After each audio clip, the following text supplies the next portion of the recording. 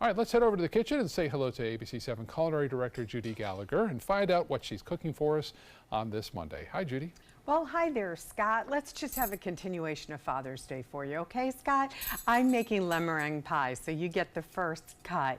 My mom used to make lemon meringue pie all summer long. It was a real go-to. Of course, she used that mighty fine pudding that had that little gelatin ball, and that was my job to stir it till it dissolved. Today, we're going to make it homemade style, and it is trending and light and cool for this very hot weather. We'll be back to get started on our pie in just a few minutes. Back to the kitchen now and check in again with Judy Gallagher, who is not cooking anything. She's baking us a delicious pie today. That's right. Soon enough, it will be summer, a few more days. And in our tradition, excuse me, in New England, it's you start making lemon meringue pie, and that's what we're going to do. We're going to start with a shortbread crust. It's so easy. You're going to take one package of shortbread cookies, break them up with your hand, put them in your food processor, and then you're going to pulse some soft butter. Once that's pulsed together, let it go for about 3 minutes so it really blends well together. Then you're going to add, in fact, I'm going to take the lid off, make it a little bit easier here. We're going to add ½ cup sugar. We're going to add a little flour. That's going to bind it back together. The cookies are not going to be enough to bind it.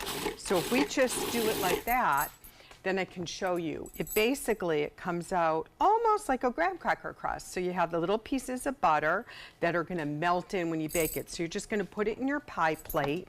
You'll need to double the recipe if you want the crust to come all the way to the edge. I usually just go halfway up because I know the meringue's going to cover it. So you're going to bake that in a 350-degree oven until it's lightly brown and bubbly, and then you're going to cool it completely, so it's great to make it the night before. Then we're going to start on the actual lemon pudding filling, and it's not hard to make.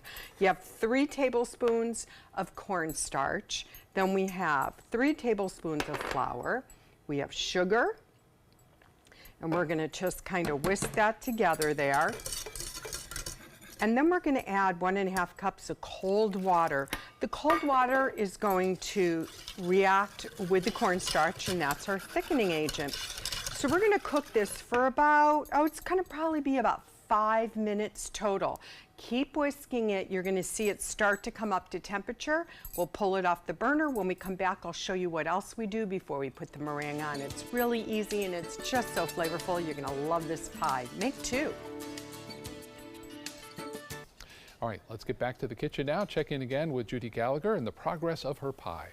That's right, Scott. So you can see the base now is done for the lemon pie. So what we want to do before we add the lemon juice and the butter is we need to temper the egg yolks. If you were to just pour the egg yolks in, they would curdle and you'd have scrambled egg. Not what you want for a good lemon meringue pie. So real slowly, we're going to take that mixture, the cornstarch, the flour, the sugar, and the water that we brought to a low boil, and we're going to temper the eggs. So about half of the amount goes into the eggs, and then we'll put the eggs back in, but we'll pull that off the burner for a minute.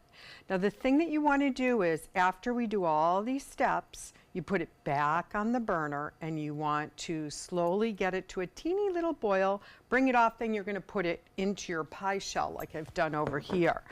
But once the eggs go in, we're going to, that's it, it's going to be nice and smooth this way. Then we're going to add the fresh lemon juice. And it's just a little cloudy because that was the same container I had the cornstarch in, but it's all mixed in, so we're fine. And then, of course, zest of lemon. That really gives you that extra flavor. 2 tablespoons of butter that you're going to want to whisk in and melt down. That's all set. Then you're going to whip your meringues. 5 egg whites. So you have 3 already from the egg yolks. You set the other 2 egg yolks, put them in the refrigerator. You can use them for a Caesar salad or perhaps another recipe. So we're going to whip this, and you can either use cream of tartar, 1/8 teaspoon. If you don't, you can use just a tad of white wine vinegar and cornstarch, believe it or not, and that will help those peaks form.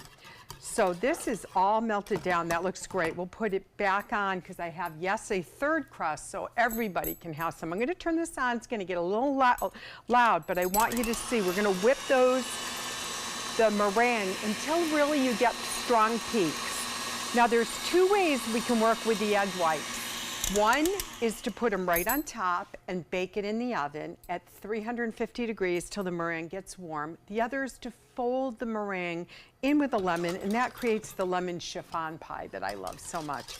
Either way, I think it's going to be delicious, and we'll come back in just a few minutes for the first bite.